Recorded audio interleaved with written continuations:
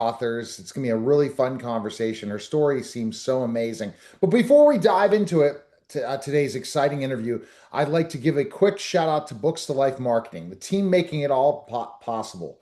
They specialize in helping authors bring their stories to life through expert publishing, marketing, and media exposure. They're behind some of the most inspiring author journeys we've seen.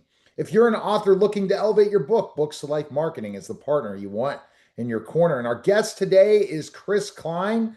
How are you, Chris? Your book is titled Soul Wars, an Yes. adventure into the supernatural. And before we started, I wanted to talk a little bit about who you are. At 19, the author found herself on the Rolling Stones plane for a couple days, with the last stop being New York City. It beckoned her to be her home. One night she crossed a line that took her to a place where few had gone. She had stayed communicating and channeling with dark spirit for 9 years, thinking it was an angel. Her story became a bestseller in New Zealand and Australia, where she lived almost 3 years. The voice talked to her all the time about where we had come from and where we're going.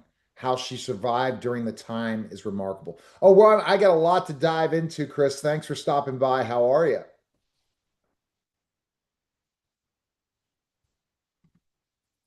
Are you there, Chris?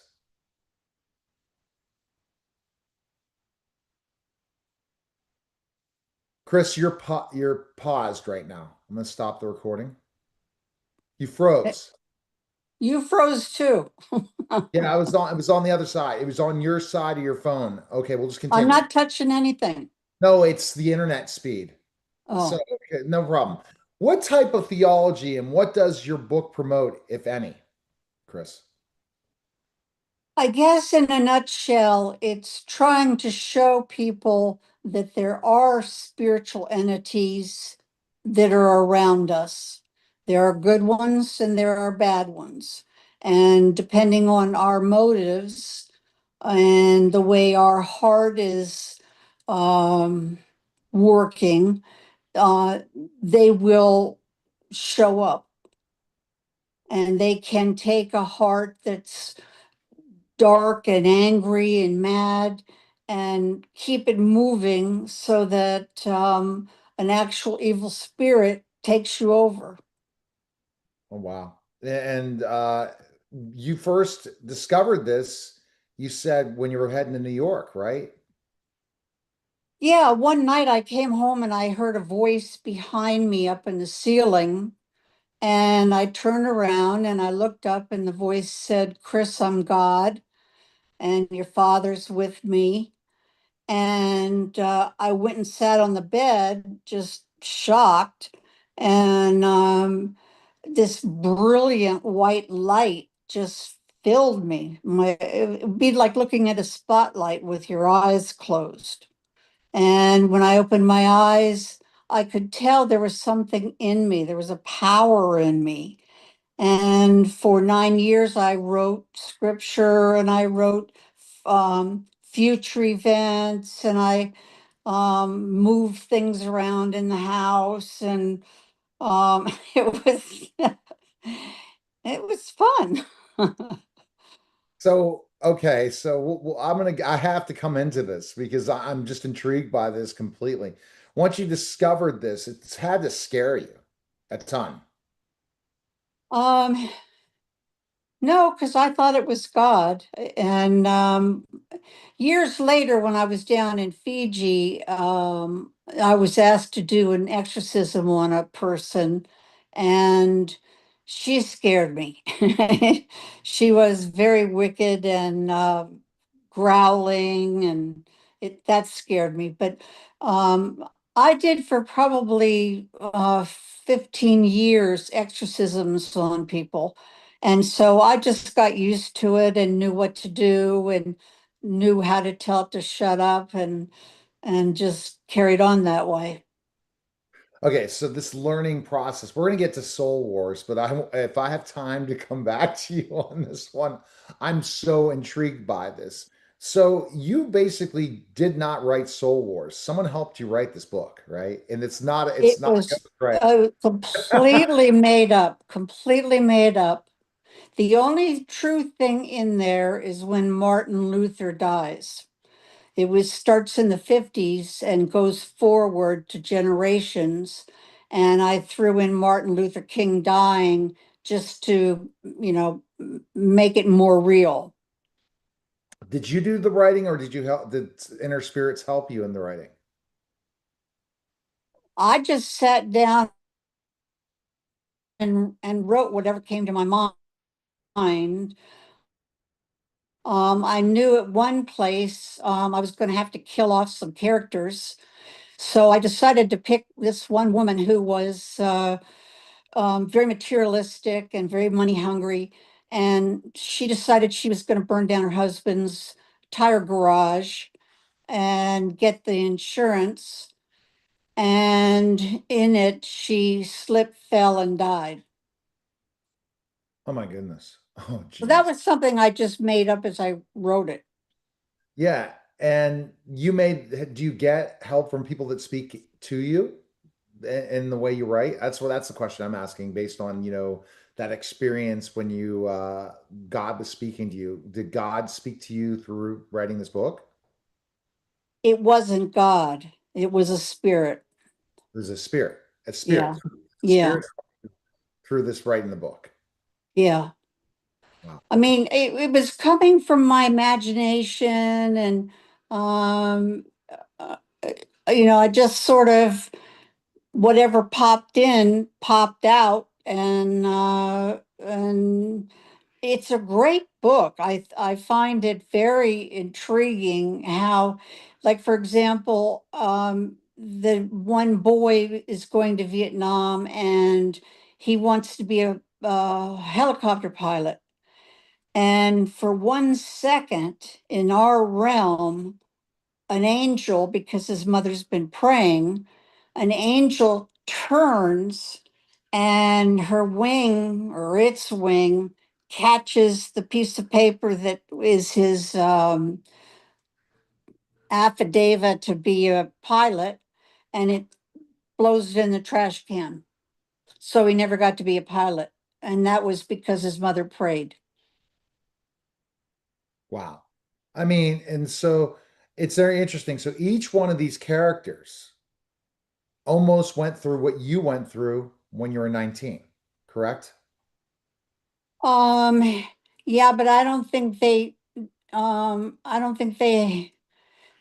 knew what it was. They just knew bad things were happening to them. Oh, wow. Okay.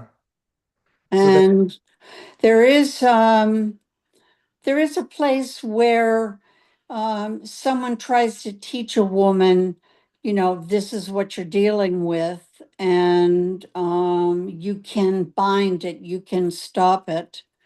One young son um, flips on a skateboard and has a concussion, and they think he's going to die, but um, the mother's prayers saved him again, and he didn't die. wow. So let's talk about how did you choose your characters? Well, I found a Life magazine in Australia, and I cut out pictures of people. And so, I made this one Rose, this one Esther, this one the mayor, and I just that way it gave me something to look at and to relate to as I was killing them off or um, having something bad happen to them. Makes complete sense. Got it. Wow. Although I found out some of them were famous people. But So right, so the way your book is laid out, does it cover in each chapter a different character? no, they're all intertwined through each chapter. Um, I started off with the two young boys going to elementary school. The young boy was black, and of course, that was, a mixed up time. And the white boy hits his head on the swimming pool diving board, and the black boy jumps in to get him and is punished by the teacher for getting in the pool. But he saved the boy's life and they became friends all the way through Vietnam. Wow. I think that that's very interesting. And what gives spirits access to make you do things unexplainable in the book? Well, somehow I came up with the decision of having a black heart. And it doesn't have to be real black. It could just be a little black. And then when you're getting madder or you're getting hateful, it grows, and it grows into the fact of where a evil spirit can take over it. And with the angels, you have light in your heart. And and that light is what the angels look for so they can come and help you. Is this an action book or a thriller? I'd say both. There's one scene where a girl who's, not real attractive in junior high, and some boys give her some acid, and they put strychnine on it. And she's so happy that somebody noticed her. And she had the acid in her hand and she went down to her little favorite spot. And again, an angel, because someone was praying, an angel spun around in this realm and blew the acid out of her hand. What is generational sin? Well, I use the example with the grandmother who was into witchcraft and had been uh, hypnotized, which and talking to dead people and being hypnotized and all of that is forbidden in the Bible. And she she dies, and her spirit floats up, and the mother, her daughter, is there and starts wanting to do the same thing. So she starts a little group of ladies at the club doing Ouija boards and talking to spirits. And then the trouble begins. Wow. And the trouble begins. And is your thoughts when you talk about things like that nature, does that cause more spirits to come around when you do Yeah, things? yeah, yeah. When you talk to dead people, or you do Ouija boards. Um, you talk to spirits or archangels. You're opening yourself up for trouble.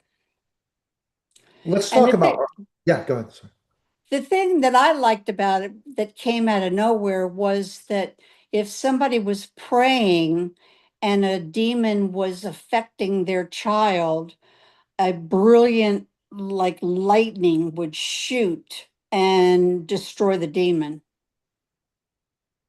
And see, after I had my demon, I went to a place and got it delivered. I heard it come out and thought, wow, what was that? And I then, like I said, for 15 years, I went to places where I was set up to do exorcisms.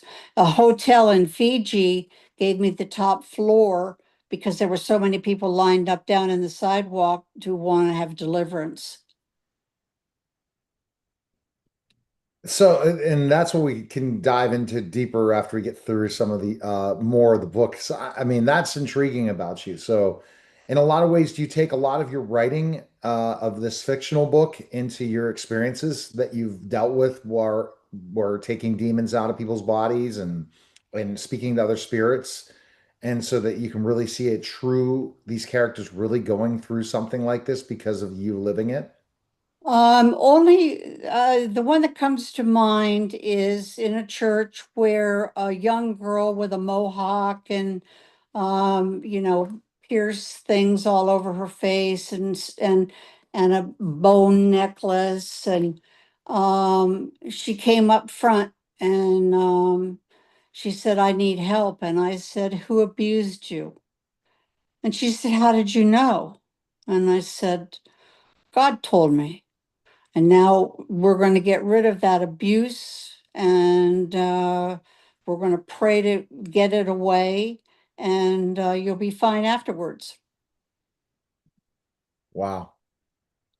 I, I'm so impressed by specifically just this conversation because people want to have this gift, Chris, and it sounds like it's not a good gift to speak to demons or archangels or things like that in that nature. Oh, it can be scary, but the last time I did a week in a university, I came in and they said, "We don't believe in demons. We believe in medication." I said, "Okay, well, I'm going to give my lesson anyway." And during a lesson, an Indian man said, "Please, will you pray for me? I can't stand this anymore. I can't forgive myself for adultery." And so I stepped down and went over to him, and this horrible voice started talking out, "I'm not going to leave." And my husband was in the background and he came flying forward to see what was that. And I called some men around just in case this thing jumped on me. And it said, "All right, I'm gone." And I said, "No, you're not. You wouldn't be talking out of him if you were." And we finished that session and he was free and he and his wife got back together, went back to India, had children, had a ministry, and that's that. Okay, so you proved it. You were able to help where they were saying medication's the only way. Yeah, yeah. Wow. And then I said to But that the spirit, but that class, spirit didn't want you to be able to do that. That's the biggest challenge that you say, beware of talking to spirits, yeah, archangels, because what'll happen is they'll take control of you, it sounds like. yeah, and they can manipulate you. And I said to the group, it was about 30 students, and I said, "Well, I'm done. You all do it on each other." And they did, and you could hear all over the room voices and dark voices and mean voices. And I thought that was pretty interesting. I find this conversation fascinating to learn about these things because we all know there is energy in this world and that there are truly things around us that we can't explain. So, what is body, soul, and spirit, and which is used the most? Your spirit is the most important part of you. Your soul is your soul and your body is what you do with them. If you, "Oh, I'm going to go steal something," or, Right. but your spirit, when you ask the Lord, "I don't want to be in this predicament anymore. Will you please come into my life?" The Holy Spirit will come into your spirit, and then all these other things go away. Interesting. So, you believe in prayer can eliminate those demons and those Yeah. spirits. Yes, and what I did in the book was I showed them shooting shafts of light and destroying the demon.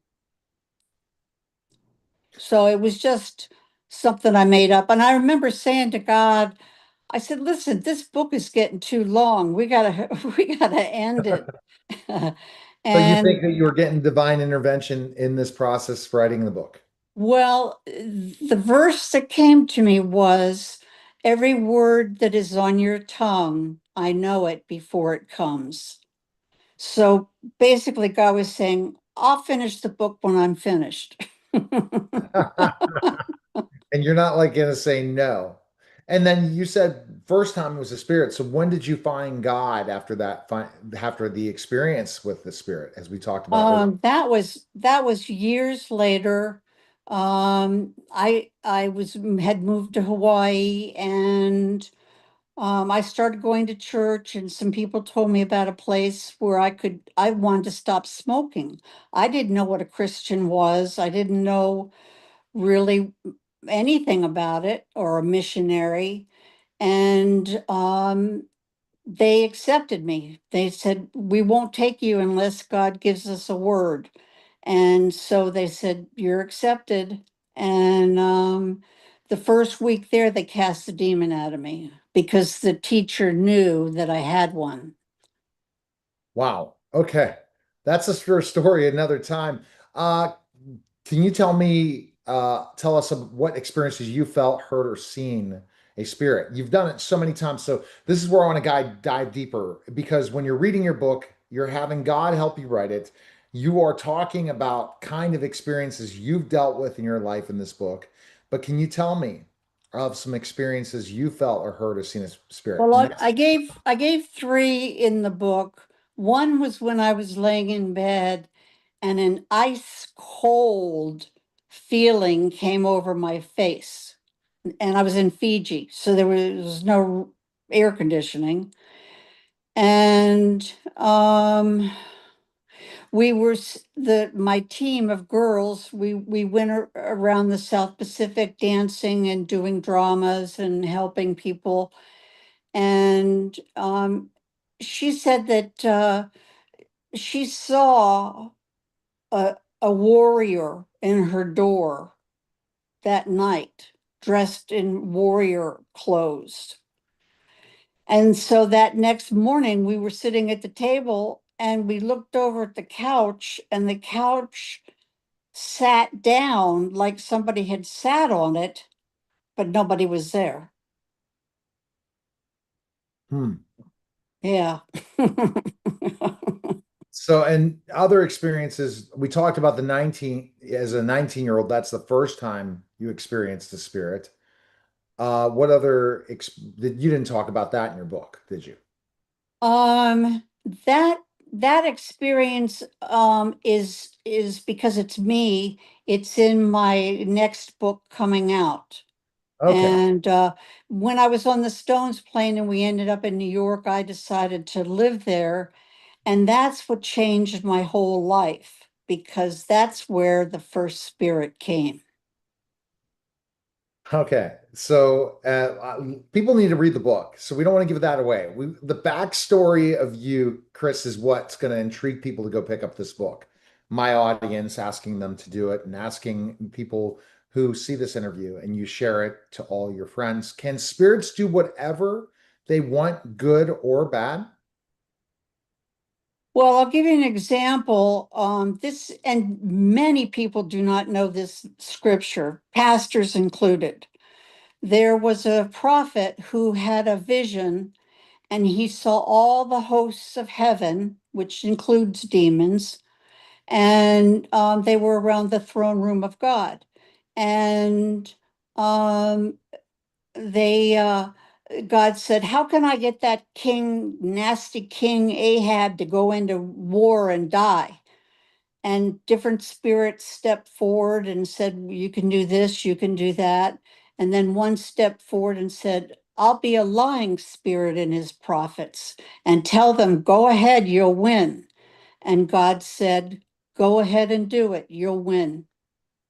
And so that that shows that something's going on up there, with activities with spirits and with angels, and God gives them permission or doesn't like their idea.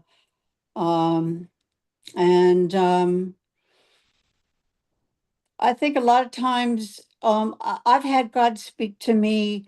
One time I was going to put my pocketbook by a door and run and do something, and the door was inside. Nobody ever came in that building.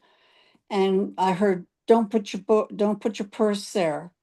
And I thought, oh, that's just me. And I went and I came back and the purse was gone. Oh my goodness. They can do whatever they want. Should we be fearful of spirits? If you keep Jesus close to you, you shouldn't be. But if That, not, you better because they're going to come yeah. get you. You'll be protected. They'll set you up, where let's say you get really, really mad in a bar and that blackness comes in your heart, and the next thing you know, you're pounding somebody to death. Well, off to jail you go. So they can do things like that. And I guess, and how did you discover more and more how you need to get that demon taken out of you? Well, when they did it in our school at the mission school, and then when I went out on my own, I just did what I had seen, and I just said, "Come out." And some pastors are totally against this, and some are thrive on it. Really? Okay. So, but how much how many so you're able to remove how many exorcisms have you performed in your career?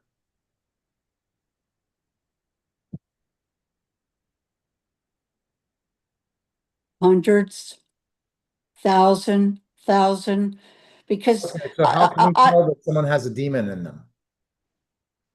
Some of them. their eyes won't blink.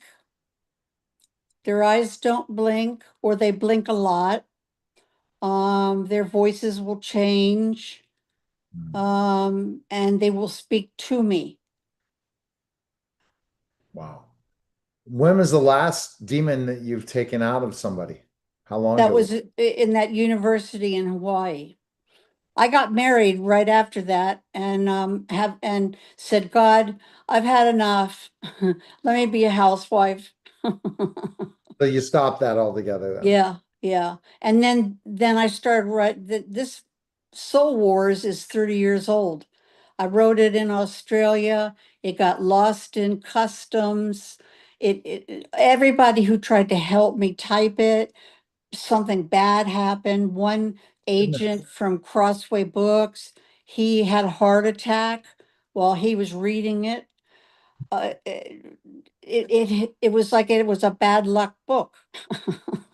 Do you consult with people still of helping them to remove demons, or you're totally done with that?